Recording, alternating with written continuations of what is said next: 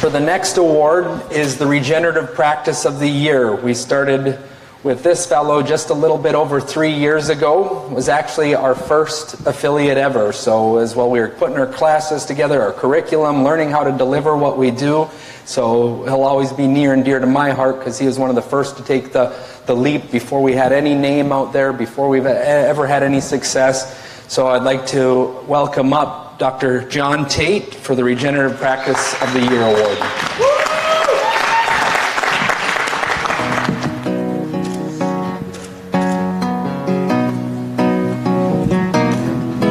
And not a worry in a world of cold beer in my hand. Life is good today.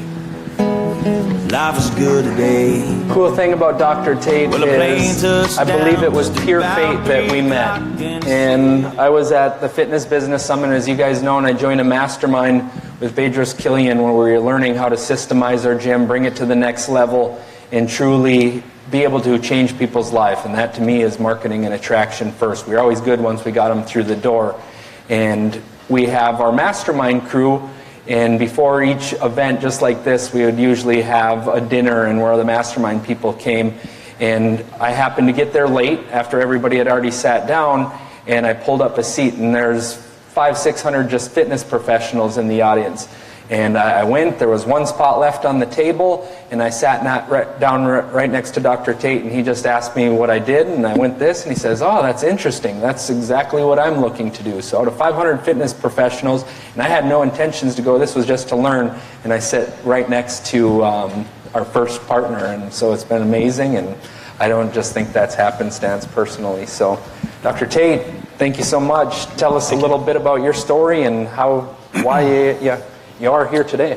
Well, what he didn't mention is that this was in Orange County, and I flew out there from Tucson. I've been out there for 7 years, originally from Michigan, but conferences in Orange County, but I got off the plane and realized that it actually is cold other places. I forgot about that. So it was a chilly evening. We couldn't sit inside because we had such a large group. So we're all outside, huddled at a TGI Fridays and just kind of like shivering, other than JR, because I don't know if it's because he's from Minnesota, or the fire and passion in him just keeps him superheated all the time. But he was the only one that didn't appear to be cold at the table. But the reason I ended up there at that particular meeting, and I think this was January of 2013, was because I was 3 years out in a practice and I was fried. Mentally just was like, I was actually at that conference because I was considering going back and completing a certification to become a personal trainer instead of a physician at that point. That's how I was at this point in that practice where I'm just like, I couldn't see myself doing what I was doing for the next 20 plus years. So that's what actually got me to that conference. And divine intervention or otherwise, sat down there and had a conversation about it. But the real tipping point, and that song has a story to it because it was a couple months after that event. So, we had a great conversation there. I went home back into this practice, but it was my birthday in March, and I kind of had this, self-reflection, as many of us do at those times in our life, birthdays. And I really thought, what am I doing in my practice? Am I really plugged into what I'm doing here? Am I living this full purpose? I mean, I did 15 years of school and training to get to this point, and this is what I'm doing. So I think hopefully there's somebody in the audience that can relate to that. So you're plugging away at your office every day. And it was on the drive home, so I was working at the time in a practice. It was a comprehensive pain clinic, but a very conventional model. A lot of heavy-duty opioid management and repetitive procedures. And this practice had unintentionally, we heard a lot about intention this weekend, but unintentionally had parked themselves in a position where they were seeing the most complex patients out there. So every day you would just get hammered with these very difficult, challenging cases, as I do now, but in a different way. But I had to dictate all these really complex notes and lawyer notes and letters and just all this stuff you have to do with that kind of work. And I was driving home, the week of my birthday. I got in my car, started heading home, and that song was on. And I was listening to the lyrics, and it was about the farthest away from how I felt after finishing work that day. And I went home that night, and this was a couple years in kind of in the making. I got out of, training, did a couple of fellowships, started an academic job, left that, wasn't passionate about what I was doing there, joined this practice looking for something different. So now I'm on job 2, and my soon-to-be wife is feeling the angst of like, I'm really not happy, and I'm taking that home every day, probably too much. And that was the moment right there that I decided I'm gonna do something different, and came out here, I think 2 months later in May, and almost died on a river kayaking with JR here, and the rest is history. That's the special part, first and foremost, and why I'm so just blessed in my job is it wasn't about the money right away versus we all need to make a good income to provide for our families, but a physician who could make plenty great money and be well off wanted to go back to be a personal trainer just so he could help people and truly make a difference. That's really, really special in the type of heart that it shows that he has right there. But building a practice, especially from being new to the business world, it was a whole new leap for you. So talk a little bit about having to learn to build a team, scale, grow, network, because you put a lot and pretty much a whole loan into building this practice in a high area that wasn't cheap, leasing, had nice equipment, very nice building. So I mentioned it yesterday, didn't have the deepest marketing budget in the world, so he went and applied principles that I believe not everybody's doing these days. So tell me a little bit about how you're structured yourself to be able to do all that it's necessary to build a practice without the budget, all the staff, everything. Yeah, so I left my old practice, and they actually owed me some walking away money, which they tried to tie up as long as possible very successfully. So I had to take out a small loan, and that was the money I had to work with. I said, this is it. This is what we got to make this thing profitable basically in the first year. And so in my prior practice, I had built my practice kind of the old-fashioned way by making strategic partnerships with other businesses. What do I do really well, and what's super unique about what I do that's not going to infringe on anything they do, that's very complementary to what I do. And I went to those practices, and I've gotten better, not perfect at telling my story, working on it, but we got them to connect with what we were doing, what was different about what we were doing. And through those kind of strategic alliances, started to build the trust in those practices to send us their patients, and vice versa. They became our short list of providers. If we needed a chiropractor, a massage therapist, different parts of town, they knew they were our go-to practice. We weren't spreading stuff all over town, hoping to get everything back. And what it did is really focused our time. As I'm trying to see patients, build a practice, how much time could I spend on those things?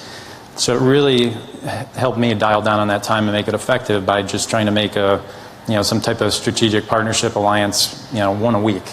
And that's what I worked on the first year. By the end of the year, we had close to 50 people, that I can feed business into their practice. So again, we went with a giving hand, saying, hey, this is what I'm looking for a guy like you. I need to send my patients to a massage therapist like you. Tell me about how you do things to make sure it's going to connect with how we do things. And, that reciprocity came back to us, tenfold. Absolutely. So also you have a unique process where you are doing more PRP and stem cells. You are doing functional medicine, and you've put in processes that allow you to get the right patients. Tell us all in the audience, because it was a good question yesterday saying, well, and I hear it often when I start just talking to people, my patients don't have the money for these services, I think I'm in the wrong area, my demographics don't fit this, and anywhere I found people doing the right way, eventually they get the patients. Tell a little bit of how you've preceded, people coming into your practice. Yeah, so we didn't do this initially. So the biggest turn for us probably came after our second year. Again, like many people have shared, Chris most recently, on the stage here, talking about how at the beginning, you didn't even know what you're doing. We're using Infusionsoft, and I think that helped us at the beginning kind of tag and organize our people so that we could continue to educate them. But we weren't doing a great job of it really till probably year 2. And at the end of year 2, turning into year 3, we really got those systems dialed in. And what we created on the front end is just really good filters, in a sense that people opted in, they made a contact with our office, and we pre-educated them. It was we call it our indoctrination sequence. So they learn exactly about those things he was talking about, and I'm always working on articulating those better, but through email and they're able to really read and get into our story and why we do what we do, how we do it, that is different. And what it nicely does is attract the people you want, and also at the same time nicely kind of maybe repels the ones you don't. So people will opt out of that sequence sometimes. Or I can't remember the wording in there. I had something about forming a partnership with a patient, and I had a guy email back and say, I'm not looking for a relationship, I just want a shot, and so he wasn't a great fit for us, but we helped him find somebody who would do that for him. But that's the beauty of it. I didn't have to spend my time in that consultation talking to somebody who wasn't quite at the place where they were ready to make that change, make that leap to go into something like a regenerative treatment. Yeah, so you run a very lean practice with systems, structure, to kind of free you up the time to eliminate the duplicate work, to really have a process. Talk a little bit about how you were able to fit that in, being busy and trying to run the practice, grow the practice, and build a team. Yeah, so JR and I have some common threads, and FBS was one of them. Bedros was, kind of in a program with him and Craig Ballantyne at the very beginning, and they, I was at a meeting, and Bedros sat me down, and he's like, what are you doing in this meeting? Like, this isn't what you're supposed to be doing, kind of conversation, but, this is who you need to connect with, and this is how you can start doing things, on that level, more structured and more to your strengths. So, I think where we started to really make a big difference, me personally, professionally, was carving out, and Craig talks about this a lot, is finding your magic time. Where do you do your best work? And carve that time out and own it, and don't let anything get in the way of that time. Lock your door. My team knows when I'm in the office early for that first hour, it's like do not disturb time. So I have that hour every morning to work on a project. And then Friday morning from 5:30 to 11:30 is my magic time, where in those 6 hours I can get more accomplished than I can in the entire week. Absolutely. And I lock that in every week, and there's very few things that get in the way of that other than, here being at a conference or otherwise. But, we've heard a lot about doing things and doing them consistently. JR talked about that 5, 4, 3, 2, 1 and how the consistency works. So many people are trying to find, I need an 8-hour day to get a project accomplished. But if you look at 1 hour a day, over a couple of weeks you'll have that 8 hours, right? So a lot of us just got to shift our mind a little bit to find that space. Number one, where do you work the best? Where can you get the most done with the least distractions, and really carve out that time and own it every week to make a step forward every week? Because I think that's the progression that we don't see when we're in the thick of things, that we don't feel like we're progressing sometimes. Looking back on it, then you can see that progression over a month or a couple months or a quarter on the projects you're able to knock off by just consistently chipping away at them. Very good. Do you have any advice for the audience on if they feel stuck, if they're struggling, what has helped you, how you're able to come through it? Any final words of what you would guide somebody that's looking for? Yeah, so this is, can I give you guys an offer? No, I'm just kidding. I'm just kidding. So in this book here are all the secrets to, but going back to it, so that first year we were profitable in our first year, and every year since then, we've done at least 65% more revenue, right? So last year, year 3 with 2 employees, we were just under 7 figures. This year we're going to crush that, and I'm still at 3 total employees, me being one of them. Really team members. I try to not use that word, and we're adding 2 more part-time staff. So, if you set up those systems, if you lock in that time, you use technology to leverage your time for your team. There was a talk yesterday that talked about the biggest asset, and I think, I agree with what was said there, but your biggest asset is you, right, and the knowledge, and you're here learning to bring these things back into your practice, but you have to implement them. Taking this information and going home and doing nothing with it isn't going to do what it can do for you. And the other part of it is your team. I consider, when I answered that question to myself sitting there, I said it's my team. More than it's me, it's the team that we've built that allows me to do what I do and be effective in my space, really focusing on the things that are important for me. So, early on, we came up with, and this wasn't mine, this was actually borrowed from Bedros, and I think he calls it the 3D formula. So it's the 3D formula of high performers. And before that, I share that, do you guys know what an SOP is? Do you have those in your practice? Standard operating procedure. Do you know what a BOP is? So BOP is a box of pens, and this came up because a good buddy of mine, he was just texting me earlier this morning because he's at the point I was 3 years ago, and luckily I've encouraged him to make the leap and do something different that's going to be, much more satisfying for him. But he sent me a text one day and said, "Do you have a box of pens?" And I said, "You want a box of my pens? Why? I mean, my practice pens?" And he said, "No, because if you could send me a box of pens, I'd rather put one in my eye every morning than work in this practice for the next 3 months that I have to before I can leave." So we talk about, is it an SOP or a BOP problem? Do we need a better system, or do we need a box of pens to solve this?